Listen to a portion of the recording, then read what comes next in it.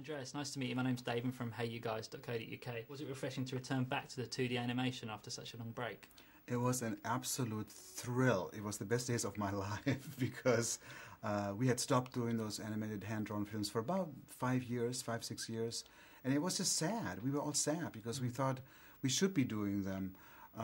There's no reason not to do CG animation like all the other studios, but there's something about Disney, you know, and I actually kept saying way back, you can't separate drawing from Disney, you know, it's just such a big part of Disney, drawn characters, you know, drawn stories. And luckily John Lasseter agreed with me when he came back and we had our management change at the studio. That's exactly how he felt, so he helped to bring hand-drawn back. And did he change the dynamic, John Lasseter? Very much so, in many ways. One thing that is new to us, that we have actually an artist heading our department for the first time, because it used to be managers, CEOs, you know, and all that. But John is an artist. I mean, he grew up with these old Disney films. He is an animator himself. So that means when you talk to him about a specific issue or problem you might have, he knows exactly what you mean. Because where he's from, you know, he's like one of us, you know. So that makes the communication a lot easier than in previous years when we had managers. And was it nice working with John and Ron again as the directors?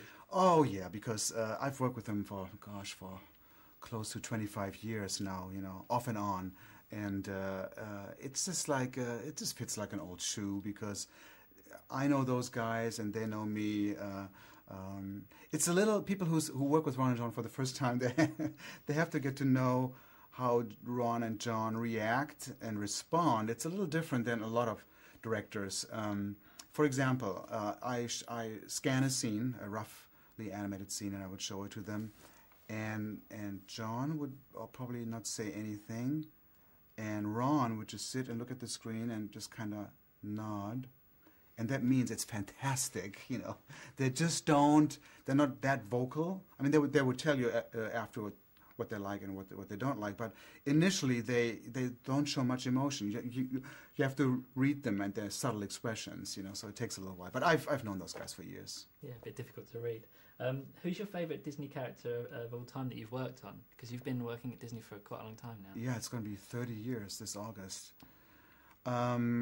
That's a really difficult answer to give because it wasn't me who said this, but these animated characters, they almost become like your own kids. You know, it's like asking a father who's your favorite child. Because we live with them for so long, that's why. I like them, I like certain characters for certain aspects. Like I really enjoyed doing Scar because he wasn't just a bad villain, he was also a very intelligent villain. And that made Scar, I think, even more dangerous. So I like that aspect about him. And I like drawing Jafar a lot because he's got this face like a mask. I liked Lilo because there was a complete turn for me to do a character like that and crawl into the inside of a little girl with her issues. And but she was one of my favorites because I hadn't done a character like her where she's unpredictable. You don't quite know what she's going to say or do next, you know, but she's a lovable character at the same time. Yeah. With the reports of death of hand-drawn animation greatly exaggerated, what do you see as the future of traditional animation? I would see it very simply. If we pick great stories, you know, that captivate audiences and tell them well and animate them well, and maybe along the way change style here and there, try to explore different visual worlds, you know, I think we're going to be just fine because what really matters to an audience, it's not the medium, whether it's puppet animation or CG or hand-drawn. People just want to be entertained. They want to get to know the characters and they want to see a good story. And as long as we're doing that with hand-drawn animation, I think we're going to be in a safe place. Cool. And Prince Naveen's butler Lawrence, was he? Was anyone specific taken to as his sort of to be modelled upon? Because we looked at it and we thought he looked like Timothy Spall. Every time we looked at it, do you know Timothy Spall? I don't. Is he a local actor? He is. He's a British actor, but he's quite one. He's in Harry Potter and things like that. But I have to ask Tony DeRosa, who animated him, if that indeed was an influence. It might be coincidental. I remember about Lawrence, though, Tony started drawing him with a very sharp nose, sort of a pointy nose.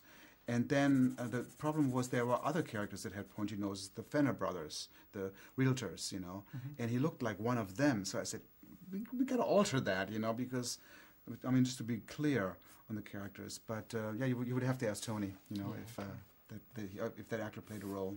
Can you just tell me on a day-to-day basis what your job role would include?